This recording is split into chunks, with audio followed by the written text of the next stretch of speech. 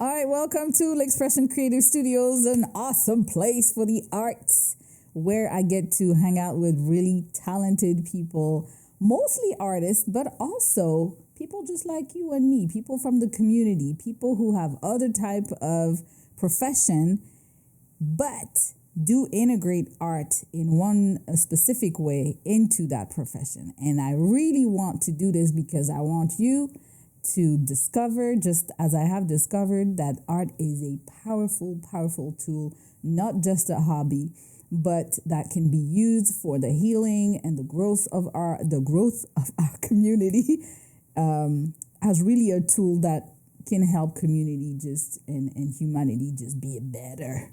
All right. So today I have the privilege to hang out with my friend, Dr. Lori Barker, who is a professor, an author, a therapist, a creative person, and with whom we can have an awesome conversation about specifically the way art is used as therapeutic tools in the world of psychology and what kind of powerful insight we can get from it. So thank you for being here, Lori. Thank you for having me. And why don't you give us a little bit of a background on you, and then we'll go on from there. Sure, absolutely. As Miriam said, I'm a clinical psychologist, licensed clinical psychologist, but my full-time job is as a professor at a university here in Southern California. So I teach and I train graduate students who are learning how to be therapists.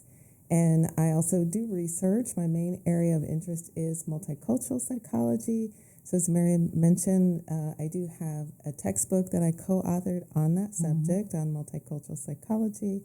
But I also have a private practice. It's a teletherapy practice, so it's all online, where I see my own clients and do therapy with my clients. And get to help folks. I try. Another thing that you haven't talked about is that you are building your YouTube channel on mindfulness. Why don't you talk to us about that as well? Sure, yeah. The name of my channel, it's Lifelines with Dr. Lori, and my goal is to educate, encourage, and empower people when it comes to their mental health. So my channel is all about mental health and giving people practical tools to improve their mental health and start living their best lives. That's it. Awesome. Well, thank you. So I wanted to pick your brain a little bit on the world of psychology and how art has been used across the centuries since we got started on using psychology as a legitimate tool for care. And I wanted to kind of explore how art has become an interesting diagnostic tool, right? So, and perhaps we can talk about culture just a little bit later as well, because I think that those worlds can merge a little bit. So why don't we just explore, and I have an example, but let's explore casual examples first about how art can give insight into somebody's psychology. Sure. Every day we call those anecdotal examples, right, from everyday life. So I think we both have some of those. But one that I'm thinking about is one of my clients one time told me a story about, just first date with somebody, and he was trying to impress this woman. So, did something artsy, and they went to a museum. So as they're walking through the museum and they're looking at different pieces of art, he noticed that the woman was sort of frozen in front of one of these pieces of art. And this wasn't the exact painting, but was something similar. I don't remember how you described it, but something similar, like many of you are familiar with Salvador Dali and how his art is very surrealistic, but some of his stuff is a little disturbing too. Like he has pieces that he has drawn of like people committing suicide by hanging themselves. So the woman stopped in front. It was a piece like that where it was a picture of someone committing suicide, and she was just frozen in front of it. So he was like, "Hey, what's going on?" She's like, "Oh, I'm just so fascinated by this painting. Like it's I don't know what it's just resonating with me. It's speaking to me. I just can't stop looking at it." Well, when they got a little farther into their dating after that first date, well, it came out that's something she really struggles with. Like, this was a woman who really struggled with depression and had actually attempted suicide in the past. So when he told me this, he's like, I should have known when I saw her frozen in front of that painting. That should have been a sign, right? So I think that's a really clear example of how art, not just the art that we create, it says something about our own issues, our own traumas, our own personalities, but also the art that we look at, right, as sort of consumers of art, that we will be drawn to certain pieces of art. How we resonate with it. How it resonates with us, or that it will evoke certain memories or certain feelings for us. Yeah, so that's one of my sort of casual examples of that. And then he said, I should have known, but Should have known. you know, it takes insight to be able to kind of read into how people react to the art. So we're going to talk about more about that. My example is an interesting example of a student in graduate school in psychology. And he was exploring with one of his professors one of those tools, and it was draw a family, just simple. You don't have to give any more instructions about that. So draw a family. So every student around the room draws their family, and then they use color and all sorts of stuff. And he's using color as well, doing what he's doing. And then him and the professor had a good relationship, and they kind of knew each other a little bit. And so when the professor came to him and looked at the drawing, he said, "Where's your wife?" Whoa. And so the student just got frozen in time at that moment because he realized that his wife was not in the picture. Oh my goodness. And that was pretty shocking. So there was a lot going on in that, further in those conversations later on that led him to realize that he was really struggling in his marriage. And somewhere, somehow, deep in his psyche. His brain shut the wife off the family picture. But and it's interesting that he was not conscious of it, because it took, I don't know, probably took 10 minutes, 10 long minutes going through the process of drawing this whole thing. So, I use art therapy myself in my practice at the studio for team building and to work with children or work with, specific populations like the homeless population or the foster care kids. And I'm very conscious of the power of art. And we just gave two casual examples without being in a therapeutic world that shows that people react to art, people project themselves into what they see or what they're making, right? This guy was projecting himself into this family sketch and just did not have his wife in there. Huge. I don't know what he did after that. We don't know what happened But that's very telling. And that was a big aha moment for that student. And for you, it was an aha moment down the line, for that person to realize my wife was reacting to all of this art. It was speaking to her because that was her experience. So I would love for you to touch up a little bit on what we call, projection in the world of psychology, what that means first. And then maybe we can go over a few actual art-based examples or art-based tools that are used for projection. Okay. So that concept of projection comes from Freud. And a lot of people have dismissed Freud like, oh, he was crazy.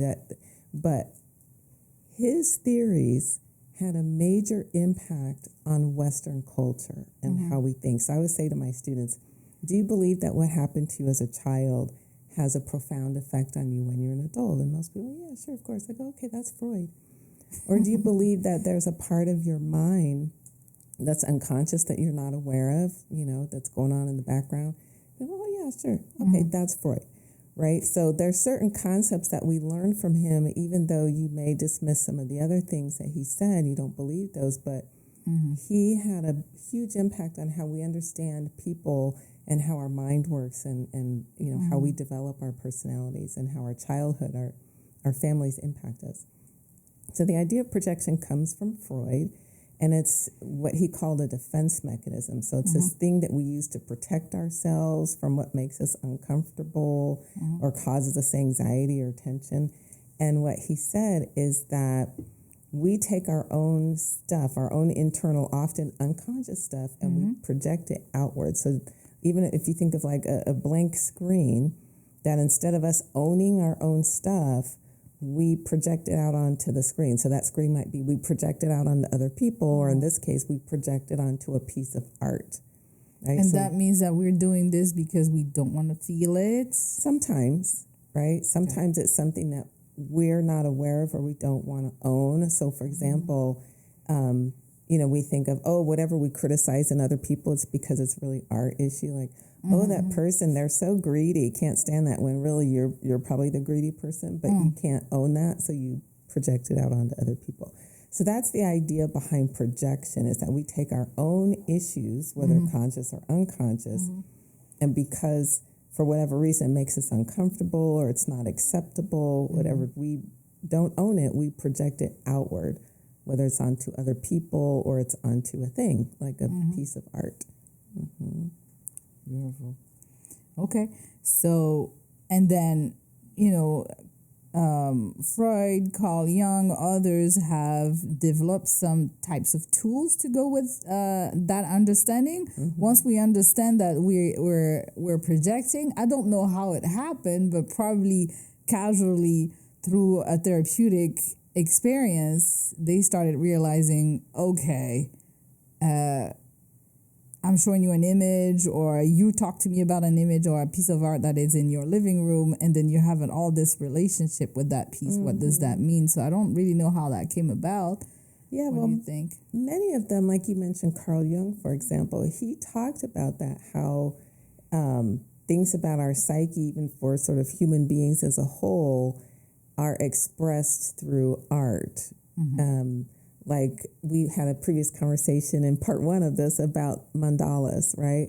So he talks about how that's sort of an artistic expression that's sort of culturally universal. There are many cultures around the world that have that same image.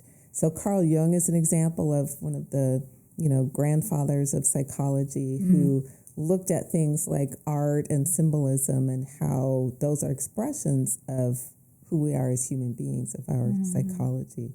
And so I think what probably happened is people were looking, especially the psychoanalysts, you know, people who followed the teachings of like Freud and Jung and others, they were looking for ways to how to capture the unconscious. How do we get past the defenses? How do we bring down the walls to be able to see what it is that's going on in somebody's unconscious mind? So I think somebody, you know, I don't know the exact history, but realized that art was a way for us to see, like, get a little window into what's happening in someone's unconscious mind. Even if you look at archaeology, yes, right? We use art and understand art as a powerful conduit to tell us what happened. What were people thinking? What were people believing? Absolutely. So it would make sense that it's such a part of our fabric. Every child draws and paints. I have never met, and I've worked with a lot of children through my career, I have never met a child who is not interested in what color does on paper, or a crayon, or you know, anything like that. So it's part of us. Somehow we're made as creative things. We really create. So it would make sense that that could be an interesting tool used to understand how we function inside, how we are inside. Interesting. Okay, so I want to go and kind of explore with you some examples of projective testing. I'll let you give some examples, and I might have a few myself. Sure. So with a projective test, as I said, there are psychologists who develop these tests to try to understand what's happening with people internally, right? Their unconscious or their internal mind. So probably the most famous example of a projective personality test is the Rorschach inkblot test. Many of you've probably heard of that. We might flash a picture of what that looks like. Right. But what happens is with a projective test is you give the person something abstract, and then you ask them to respond to it. So the same like the story I told about the woman dating and looking at the piece of art and how just looking at that art sparks something in her. So that's the same idea behind projective tests. You give the person something abstract to look at and then ask them to respond to it. So with the ink blots, and it's called Rorschach inkblot test because it was a psychologist named Rorschach who came up with it. And that's what he just poured different colors of ink, and some of them are black and white, some of them are color, poured them on a piece of paper, and then folded the paper in half and opened it up. And then he selected his final 10. So the official test has 10 different ink blots. And in the test, they're printed on cards. So you take the card and you hand it to the person. You just ask them, tell me what you see, right? And people see all kinds of things. And then you record their responses, and then you interpret their responses. And there are different systems for how to record or how to score Rorschach inkblot tests. Some of them are very complicated. But the idea is, what does the person's response tell you about their personality? And so for the people out there who are not so aware or, uneducated about the psychology of things, is this kind of esoteric when you interpret this, or are the shapes really saying something, or is it more about what the person sees and the words they're using? I think it's all of the above. And again, there are different systems. Because in the beginning, psychologists kind of casually we call it armchair interpretation, just whatever the psychologist thought, I think it means that you hate your mother, right? But then there were the researchers who came along and developed these very systematized methods for scoring these tests. So you can score it, for example, if they incorporated color. So I'm thinking a specific blot just came to my mind. People often, and I will say this, side note, these are protected materials. We try to keep the actual ink blots confidential, even though you can Google it and find them and see them on there. But they're supposed to be confidential, so when people see it, it's the first time they're ever seeing it. So you get that actual novel response. It's their first time seeing it. But there's one that people often say, it looks like two bears dancing. Well, that ink blot is black and white, but it has a splash of red, right? So if the person incorporates the red into their answer, that means something, right? That they're seeing the color, or the color influenced their response. So some people might say, it looks like two bears dancing and they have red hats on. You score if it's an animal. So if they say it looks like two bears versus if they say, it looks like two fat people, right? So it makes a difference if it's a bear, an animal, or a person. If there's movement, so when they say, it's two bears dancing, that's also a code. And so they have the research where they've done this with literally thousands of people, right? And they match the responses to certain personality characteristics. So if the person sees color, that means something. If they see movement, it means something. If they see an animal, it means something. If they incorporate the white space, right? So even if it's a black and white blot, is their image influenced just by the black ink, or are they incorporating the white space? So if they say, it looks like a mask in their eyes, and you, in the prompting or some of the follow-up questions, you can ask, what makes it look like their eyes? And if they say, it's because of the white space here, right? So if somebody incorporates the white space, that also means something about their personality. I love that we're going into these details, because it shows that there's a lot of work behind that stuff. We're not just in psychology interpreting things off of a whim. Exactly. But we have tested it over and over and over and over and over, and people tend to give the same answer about the same thing. Exactly. So then it means something, and we go and we explore exactly what it means for these folks. And sometimes it's men seeing things a certain way. Sometimes it's women. Sometimes it's a certain culture. Sometimes it's a certain age group. Kids versus adults, right? So then we interpret as in we now know what most of the people say, and we're checking with that person whether it means the same thing or not. So it's not just taking the test and doing it and then talking about it and then that's it. It is part, and you can say maybe more about that, it's part of a whole. I am seeing what your answers are about this piece of art, and then I'm going to integrate it in a whole conversation to really understand where you're coming from. Yes, so it can be used, confirm. Right, so it can be used to guide therapy with that person, or it can be used, sometimes people need an official diagnosis for something. Let's say I used to do work comp evaluations, so maybe they need to be tested because it's part of their workers' compensation case because they're trying to prove that they, psychologically they were injured by whatever happened at work. Sometimes people need it for certain treatments they might get or certain benefits they might be. So there are lots of reasons why, or in school, right? If someone's trying to get accommodations for learning disability or something like that, or they need a diagnosis for insurance purposes so that they can get paid. So there are all kinds of reasons why people get tested, but yeah, I think the biggest one is we're doing it because we want to get the information to know the best way to help that person or connect that person with certain resources. Love that. Okay, so then let's give a few more examples. I have the draw a person test. So if you want to talk about that, we talked about TAT as well. Okay, I'll talk about the TAT next. The TAT stands for Thematic Apperception Test. That's a big term. We just say the TAT. And in that one, it's a series of black and white drawings that are again printed on cards. And these are actual pieces of art, right? Drawings that have been done. They're all black and white. And so you show the person, again, we try to keep these confidential, but if you Google it, you can find them. But you show the person this drawing, and in this one, the instructions say, tell me a story about this picture. Make sure the story has a beginning, a middle, and an end. And so I'll just give an example. This isn't an actual card, but let's say it's a picture of a woman walking through a field.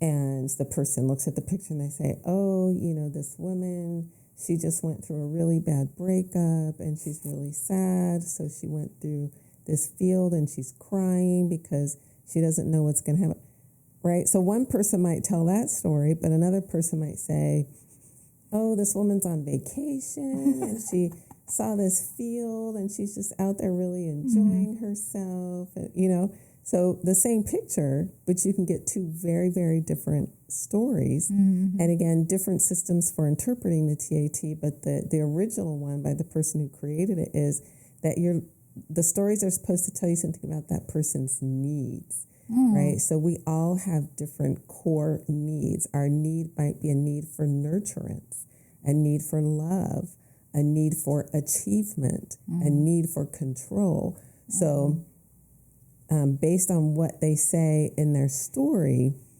you then score it according to what needs are being expressed in the person's story. And I mean, it made logical sense because you're going to express what you have inside. You can't express what you don't have. So you're going to have a conversation about what you know, what your references are, what your likes, your dislikes, and like you said, your needs are, and just, again, project that onto the picture.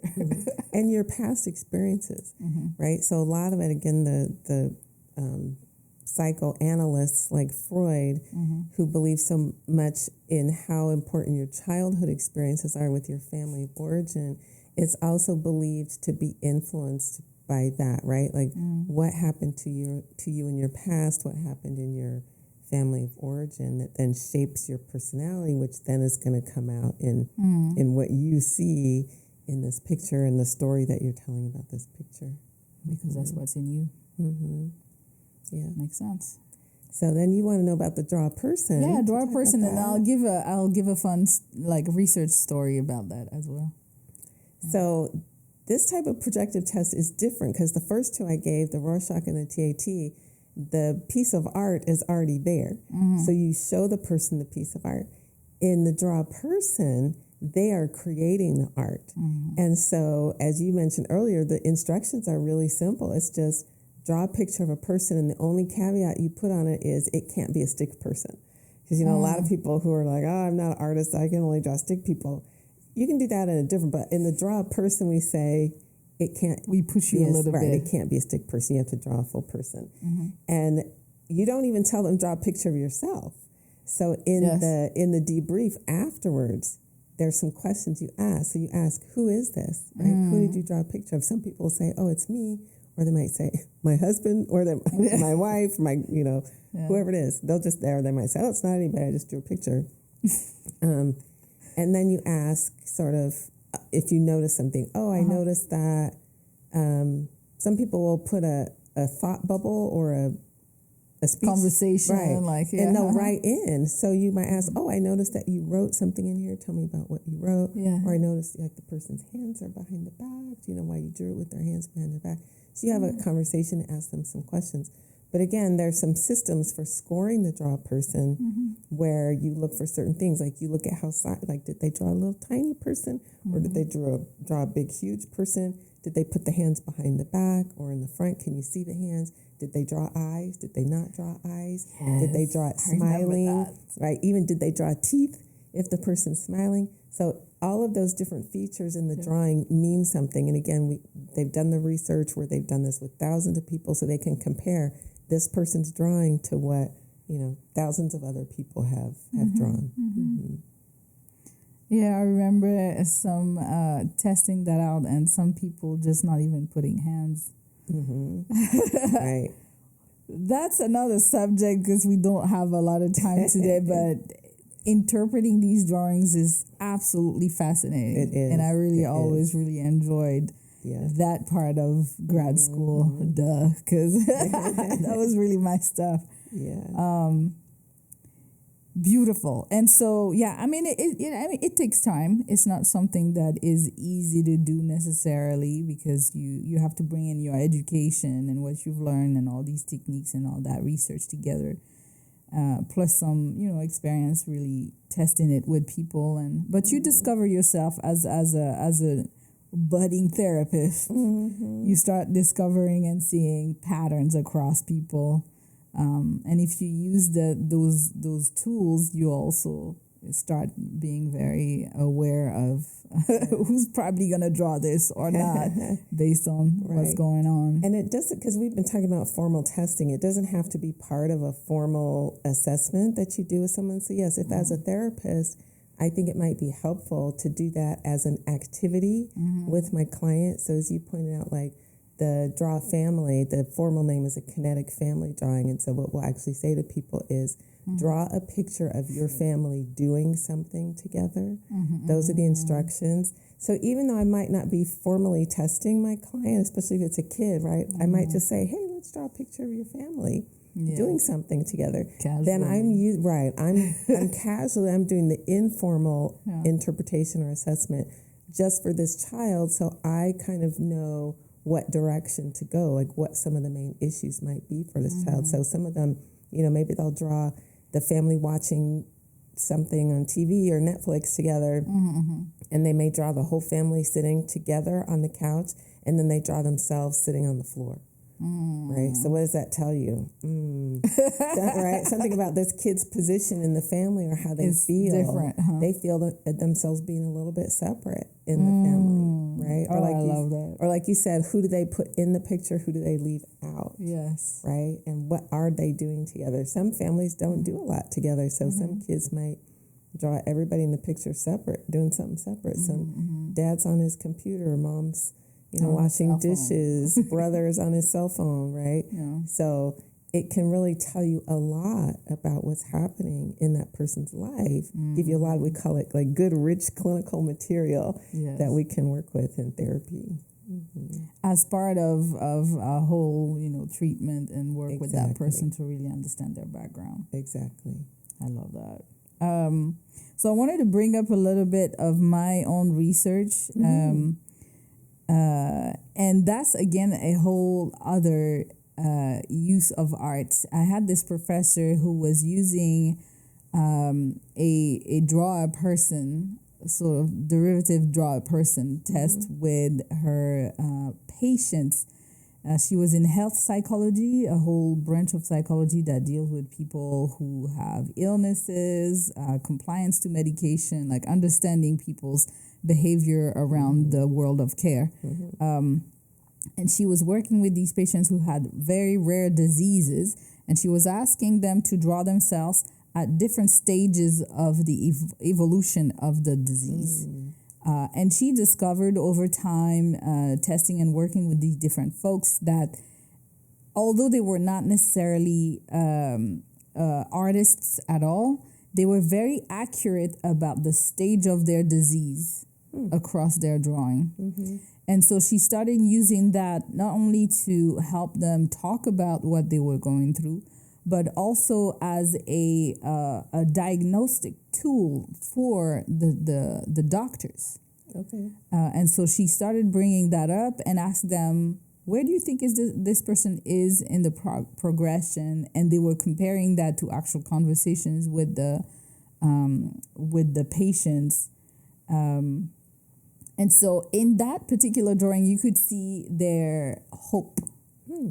You could see what they were struggling with on what part of their body. Basically overall how they were feeling about their disease and what they were going through. And so it was giving the doctors who are not therapists, but medical doctors, a way of interpreting what was going on with their clients and kind of receive them in a different frame of work and have a slightly different doctor's visit because now they were using some art and they were having a more casual moment. They were laughing a little bit, and so we were not she was not asking the doctors to become therapists and interpret the drawing, but she was helping them use that to have a richer conversation with the patient. Love that.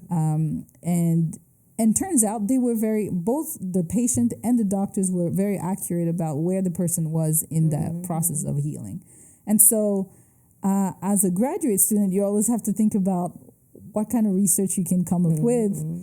And it struck me in that class, in that seminar, that I could use that with children. Yeah. And so I started looking into the research with children with specific diseases. And here's an example. Kids with ALS who were gradually becoming handicapped and losing, the use of their limbs would draw themselves in boxes. Wow. Consistently. Interesting. And so there's a field out there about using drawing in the medical field to support patients, to understand and interpret patients' psyche when it comes to their disease. And the thing about children is that they can't necessarily tell you what's going on. It's already hard for an adult to tell you exactly how they feel, what's going on in their bodies. And so this drawing became a tool added to the regular diagnostics tools of a medical doctor to figure out what's going on. I'll give you another example. There's so many. I need to stop. You're good. Headaches versus migraines. Headaches are drawn with weight. Like they draw with like a weight on top of their head? They put weights on top of their shoulders or on top of their heads. Yeah. Migraines are drawn with, what do you think? Like a band around their head? Needles. Needles going into their head? Needles, knives, swords. Oh my goodness. I was thinking band because maybe that's me. Like some headaches feel like your head's being squeezed. But they drew needles. Yeah. In spots. So they did something that was a little bit, bold, but just that's the exploratory life of a researcher. They gave these needles and weights drawings to doctors, and they said, we have patients. They have a specific ailment. Here are the drawings. What do you think they have? Doctors are not like necessarily artists or anything, and they're like, it looks like it's that. And they were on the money. So the doctors could tell, oh, this person suffers from migraines. Yes. And this person just suffers from some other I mean, it was not perfect, of course, right? But it was interestingly accurate across all the doctors and all the patients' drawings that were looked at. So my professor and I decided, okay, we're going to make a whole thing out of this because we can take that tool and give it to doctors and teach them a little bit about how to just approach that with their patient, and then use that as an added tool for you to have a better patient doctor experience altogether. Okay, you have my wheels turning, because you could even give that to somebody when they're in the waiting room. You know, when you have to fill out all your paperwork, you could just say, you know, draw a picture of what your headaches feel like. So the person's doing that outside the room, and then when they go in, then the doctor can look at it and see it. Interesting. Which would be weird, right? They'll be like, what is going on with this doctor? Right? But that's because we're not thinking about art again as anything else but a hobby. Yeah. Instead of this powerful tool that can be used in all sorts of ways to really know what's going on in people's psyche, in people's unconscious. Exactly. But, you know, we do use pain drawings. Like, I'm thinking again, when I used to do work comp evaluations, we give the person like an outline, like a gingerbread person outline, and we'll say, mark where you feel the pain on your body. So that's true. It might not be that different if you said to someone, you know, just draw a picture of what your headache feels like. Yeah. Why not, right? And that was our entire message for that publication. We said, why not? It's easy. It's not costly. It's very cost effective. We have all sorts of resources to interpret. Professionals like you and even the doctors seem to be quite accurate about what's going on. It's quick. You know, it's ubiquitous. We can just basically build a whole portfolio for each of our patients with drawings at different point in time in their, you know, in their recovery, in their disease progression and all that stuff. So here's another one, right? Here's another one, even a little outside of the psychology world, but that involves really getting a sense of the psychology of people and their unconscious world and their conscious world, their pains, their worries, using simple tools as just, you know, pen and paper and brush or markers or whatnot. And it can be done again for all ages, which is really what I love. So, and we went from very casual tools to actually really researched down and systematic tools that are being used in the world of psychology. So what else? Is there anything else we could cover on that end? What do you think? Let's see, in terms of how art is used. Or any tools. I mean, there's many. Oh, yeah, there are others that we could talk about, but I think we've got a good sampling. Yeah. And I think we'll work toward another episode where we will talk more about cognitive psychology. And this is using art again, but this time is to test brain speed, memory, and, you know, different things like that. So it's less about the feelings and unconscious and more about a more functional study of the human body. Right, like neuropsychology, right? Yes, there's some neuropsych tests that involve drawings. Yeah, so we'll talk about that another time. So much to talk about. Anywho, thank you so much. This was another awesome episode where we wasted a perfect hour with an awesome professional. It's never a waste. Never a waste. Learning about what we can do and the place of art in the world of psychology this time. So stay tuned. You know, follow us, like, subscribe, and check in on all of the new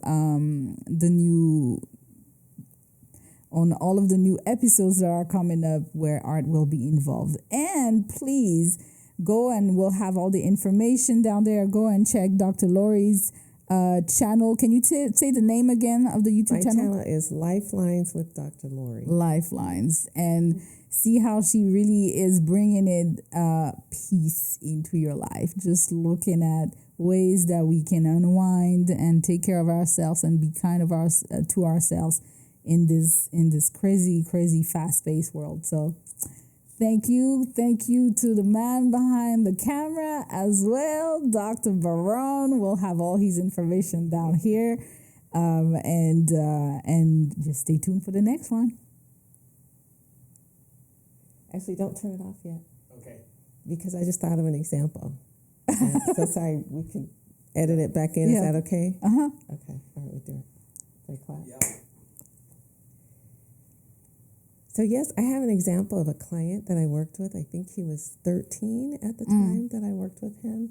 And, whenever we talk about clients, we also disguise facts because we're trying to protect their confidentiality. So I'm not going to give all the details of the case. But this is a kid who had been in the foster care system and, had been removed from his family because he'd been very severely abused and was having a hard time being maintained in school because he was, acting out a lot at school. So ended up in my office and he was rather nonverbal. When we say nonverbal, that means he wasn't very talkative. And usually what happens in play therapy, we could do a whole nother episode just on play therapy, but even though he was 13, because he was rather nonverbal and not talking a lot, at that time where I was working, I was doing play therapy, so I had different toys and activities in the room. And I always had stuff to draw with, right? I always had blank paper and markers and crayons and pencils. If kids wanted to draw, they could go. So I found that he started to gravitate towards that. And so after a while, because every week he started to just gravitate towards drawing and he just wanted to draw. And he would sit there and draw for the whole session, 50 minutes. So finally I got into the habit. If I knew he was coming in for session, I would just take the paper and he just liked drawing with a plain pen. He didn't like color. I would just put the paper and the pen on the desk. He would come in, how you doing? Good. He would just sit down and start drawing.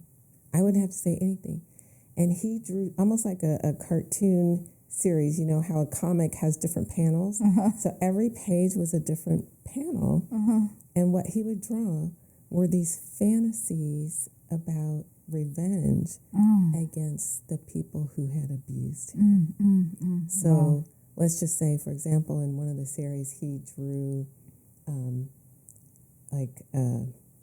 again, I'm trying to protect, but let's say he drew this person who had abused him, sitting in his chair, reading the newspaper back in the days when they had newspapers.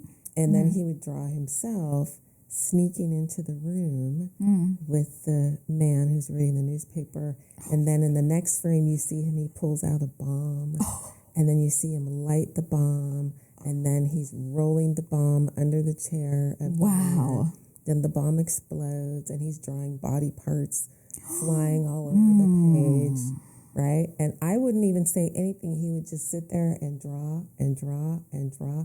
And I knew he was done because he would take all of them, he'd put them in a pile, and he'd slide them over to me. So he would talk to you? No, he didn't talk. talk. I mean, he was talking to you through the his drawings. art. Otherwise, he would have maybe kept it or left, but he always gave it to you. He always slid them in front of me. And then my job was to narrate. So then I would look at I'd be like, oh, look, here's so-and-so sitting in his chair. He's relaxing, reading the newspaper. Oh, what are you doing? Is that you sneaking in the room? What is that you have? You got a bomb, right? So that's me. I was narrator. And you would see him, he wouldn't even look at me. He would just sit there and he would smile if I was getting it right. And then when the session was over, he would just say, okay, bye.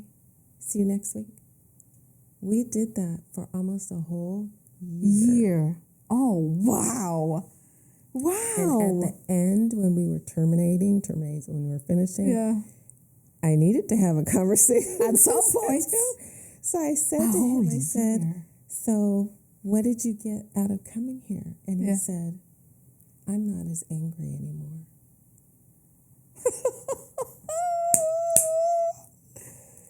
The power of art. The art. Oh, that's amazing. For a what was a school year, like 9 months. Well, that's a lot of Almost drawings. 9 months. And I would keep them, right? That was my job too, is he would slide them to me. So of course I had to keep them in his file. Yes. Yeah.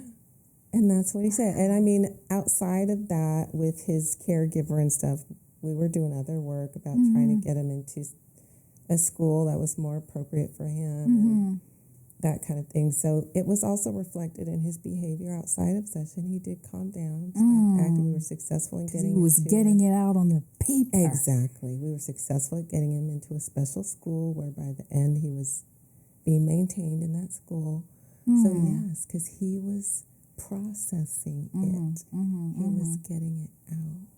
I'm so grateful that you brought that up, because it really shows that taking it from in here and putting it either on the canvas or clay or paper or a wall is healing. That process of taking it out of you and putting it out is healing just in itself. And organizing creating it, right? Because there's a process that you have to get, because we, they talk about this in trauma, how especially if it happened to you when you were younger, how the trauma gets stored in your brain. It's all over the place, right? Because you didn't know how to process what was happening to you. So I think that process of organizing it too, to put it in the drawings, besides the expressing of the feelings.